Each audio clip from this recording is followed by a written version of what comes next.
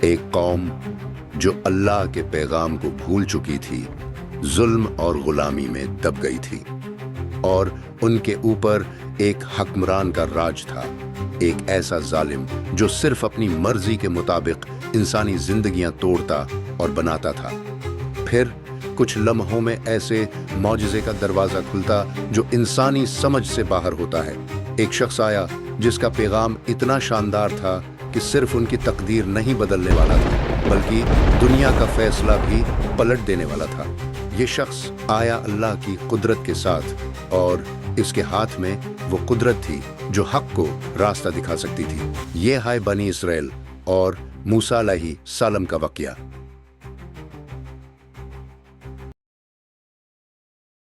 حضرت یوسف علیہ السلام کے بعد بنی اسرائیل مصر میں رہنے لگی۔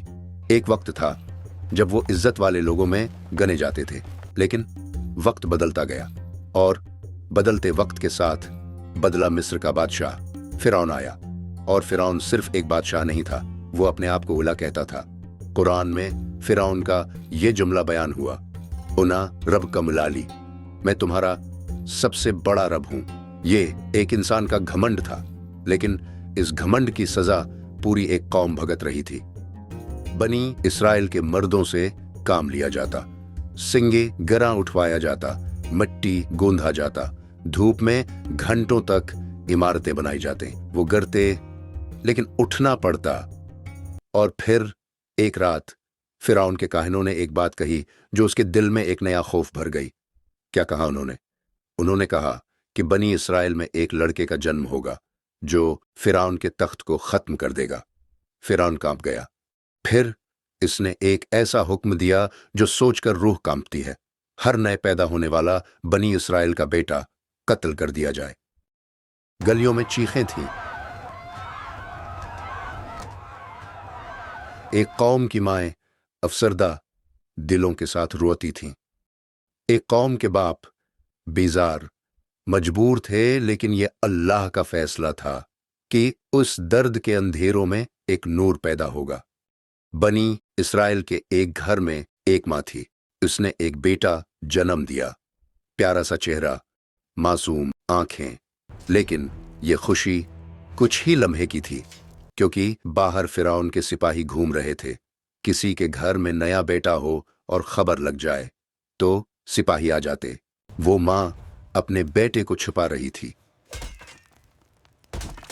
دعا مانگ رہی تھی۔ پھر اللہ نے اس کے دل میں ایک بات ڈال دی، اور ہم نے مادر موسیٰ کی طرف وحی کی کہ اپنے بچے کو دودھ پلاؤ، اور اس کے بعد جب اس کی زندگی کا خوف پیدا ہو تو اسے دریا میں ڈال دو، اور بالکل ڈرو نہیں اور پریشان نہ ہو کہ ہم اسے تمہاری طرف پلٹا دینے والے اور اسے مرسلین میں سے قرار دینے والے ہیں۔ یہ وہی ماں تھی جس کا بیٹا سپاہیوں کی تلاش میں تھا۔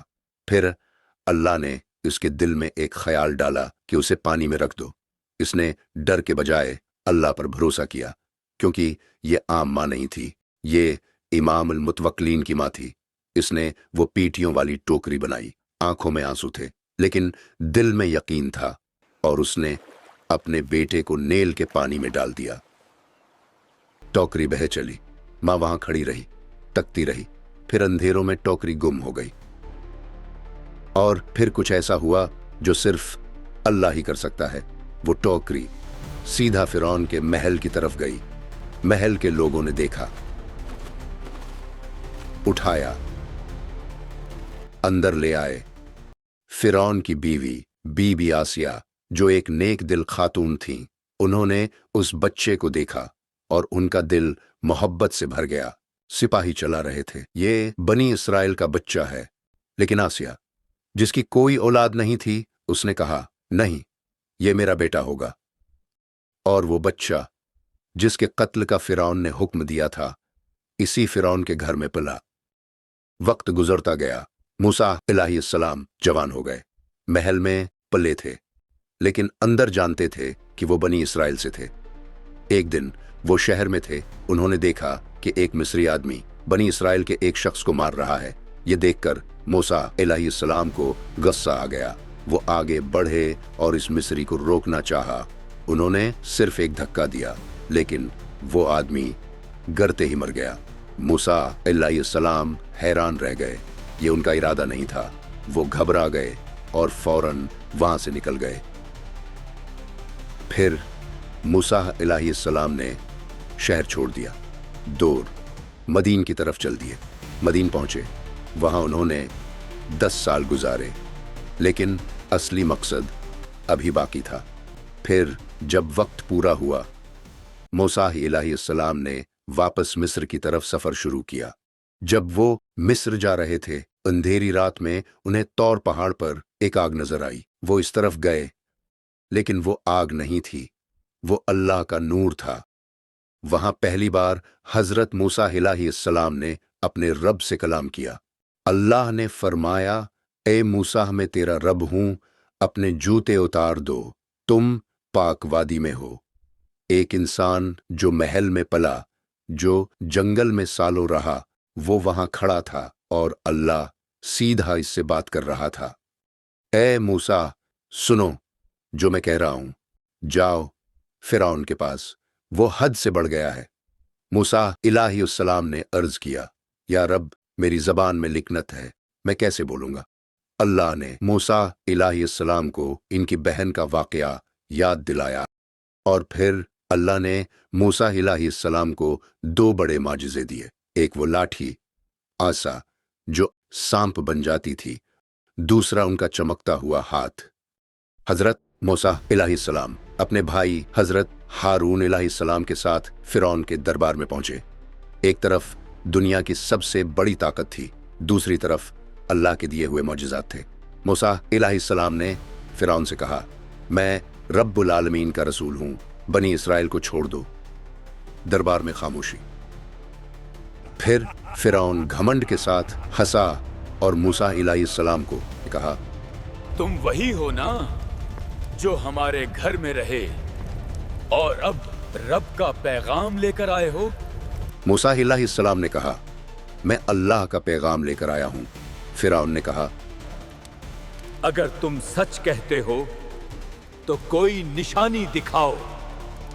फिर मूसा अलैहिस्सलाम ने अपनी लाठी जमीन पर फेंकी और वो लाठी एक ही पल में बड़ा सांप बन गई, जो तेजी से दरबार की तरफ दौड़ गया। दरबार में हर तरफ हलचल मच गई। लेकिन फिरौन ने अपने जादूगरों को बुलाया और कहा, हम भी यही करते हैं। जादूगरों ने अपनी रस्सियां फेंकें, जो सांप नजर आने लगे। लोग डर गए। फिर मूसा अलैहिस्सलाम ने अपनी लाठी जमीन पर फेंकी।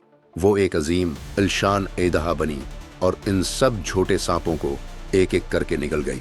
जादूगर समझ गए कि यह जादू नहीं, ये रब का मौजिज़ा है। वो वहीं सजदे में गिर पड़े। फिरौन तलमला उठा। इसका तकबर टूट रहा था, लेकिन उसकी अना ने उसे झुकने न दिया।